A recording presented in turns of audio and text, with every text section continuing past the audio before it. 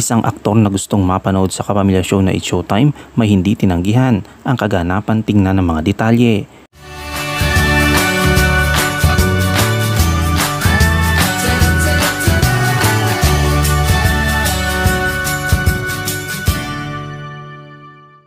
Nagulat ang mga fans ni Kapuso actor David Licao nang malaman nila na handa na siyang gumanap sa gay role sa hinaharap at tila masigasig pa nga dito.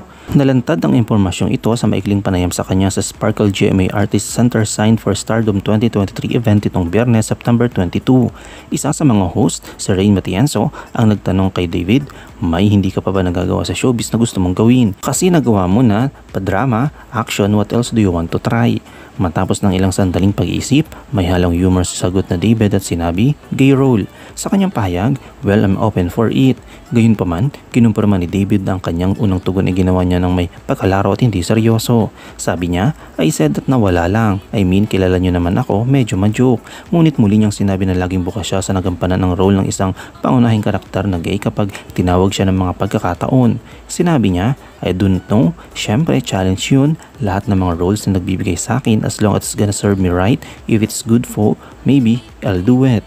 Noong taong 2020, tiniyak niyang bukas siya sa isang pagtatanong mula sa Philstar na sinabing handa siya magkaroon ng sariling boys love o BL series basta aprobado ito ng taghanga at mga magtugma ito sa kanyang mga schedule o kalidad ng proyekto.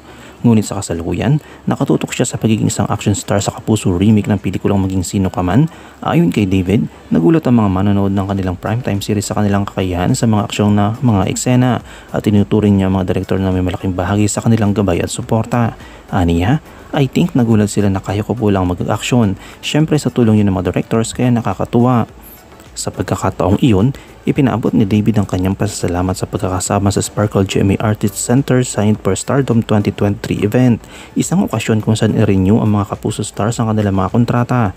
Nang tanungin tungkol sa event, sinabi niya, I think it's a great move by GMA to do that every year, pero syempre it's time for artists to gather in one event. Ipinagtibay ni David ang kanyang pasasalamat sa tiwala at suporta na ibinibigay ng Kapuso Network sa kanya. Aniya, with GMA also for their support, for their trust in me. I think maraming artista, maraming mas pogi sa akin, maraming mas magaling. Pero for them to trust someone like me, nakakatuwa yun, it's such a huge honor.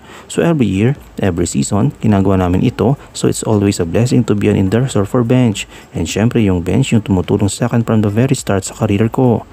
Ano yung komento kaugnay dito? Shoutout tayo kina Babes Lalata, kay Perla Cruz at kay Chris Jerry Cruz. I-comment mo lang ang inyong opinion sa comment section at huwag kalimutang i-like, i-follow, i-subscribe ang bcgram.net para sa mga latest happenings.